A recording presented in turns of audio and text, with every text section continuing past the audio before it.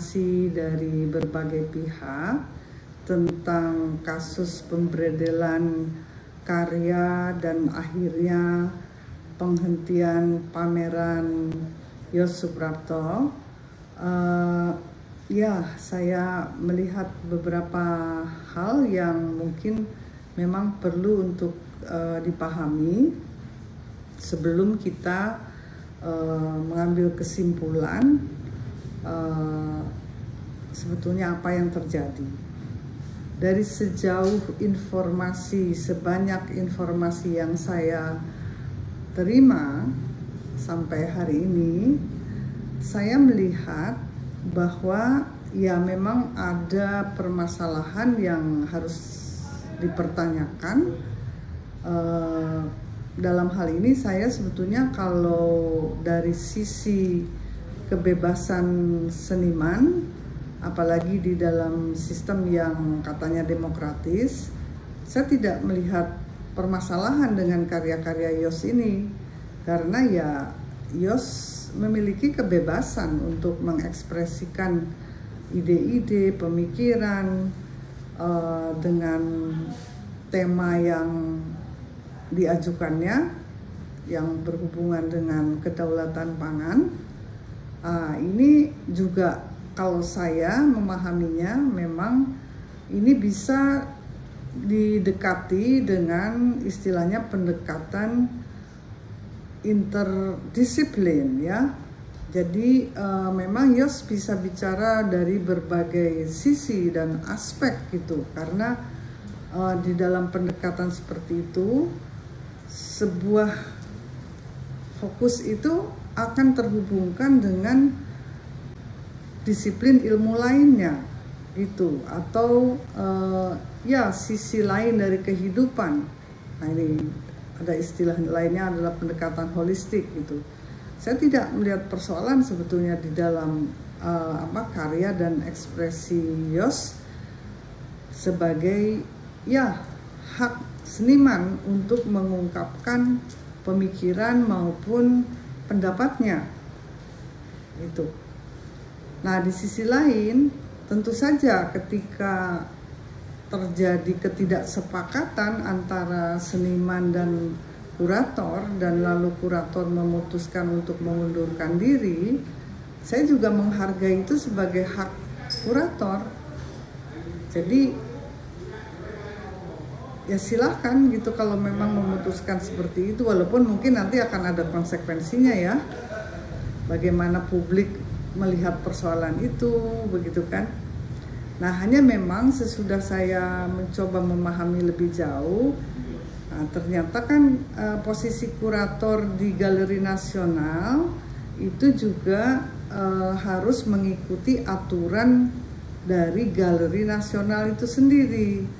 Nah, ini mungkin yang harus dipahami lebih jauh, bagaimana aturan-aturan itu secara mendetil gitu kan, apakah memang aturan bisa membuat galeri memutuskan untuk menutup pameran atau menjadikan pameran batal dibuka misalkan karena dianggap tidak sesuai dengan aturan-aturan yang diterapkan oleh Galeri Nasional.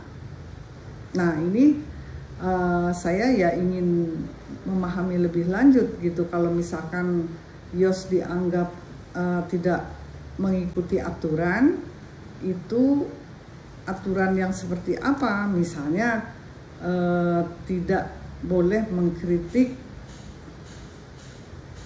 penguasa umpamanya. Nah, itu sebetulnya kan bisa dijelaskan dari awal. Kalau menurut saya itu hak Galeri Nasional itu.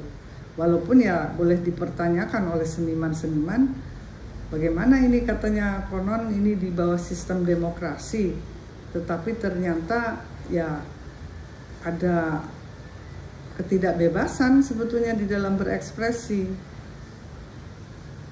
Nah, tapi ini memang ya perlu konfirmasi, karena saya bukan pekerja Galeri Nasional, saya juga tidak tahu peraturan detailnya apa yang bisa dipamerkan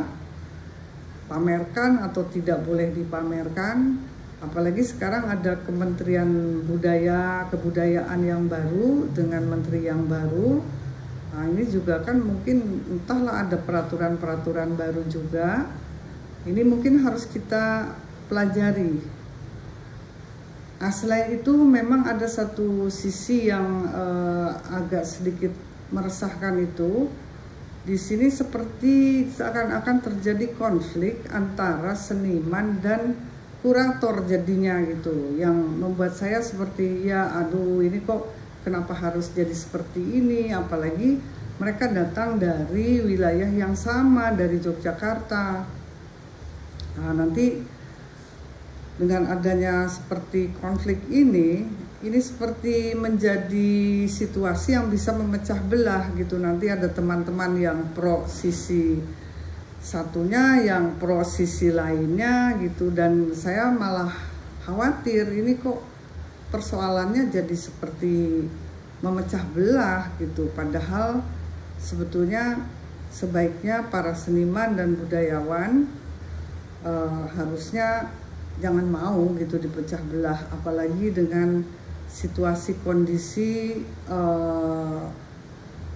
lokal, nasional maupun global hari ini yang seperti banyak persoalan, banyak masalah yang harus kita analisa dengan cara yang ya masuk di akal, dan juga bagaimana kita bisa menemukan solusi-solusi kreatif dan alternatif dan tidak perlu terjebak di dalam wacana-wacana yang dibuat untuk kepentingan-kepentingan sekelompok orang demi kekuasaan atau ujung-ujungnya uang.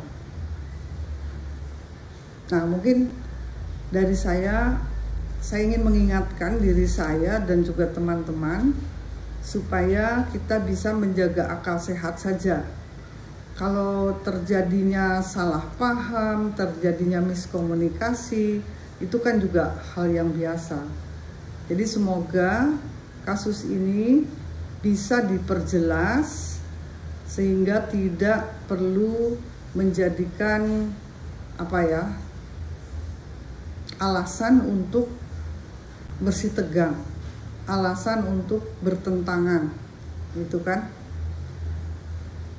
Semoga kita bisa membuka perspektif kita dan mau mendengarkan juga pihak lian, tidak hanya memikirkan diri sendiri dan menganggap aku yang paling benar gitu.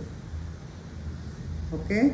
Nah, saya dengar berita terakhir ternyata Yos masuk ke rumah sakit karena diserang stroke, walaupun katanya stroke ringan. Mudah-mudahan beliau segera bisa pulih dan lanjut dengan berkarya yang untuk saya sebetulnya sangat-sangat menarik. Saya sangat mengapresiasi apa yang beliau coba ungkapkan lewat karya-karyanya selama ini. Oke, terima kasih atas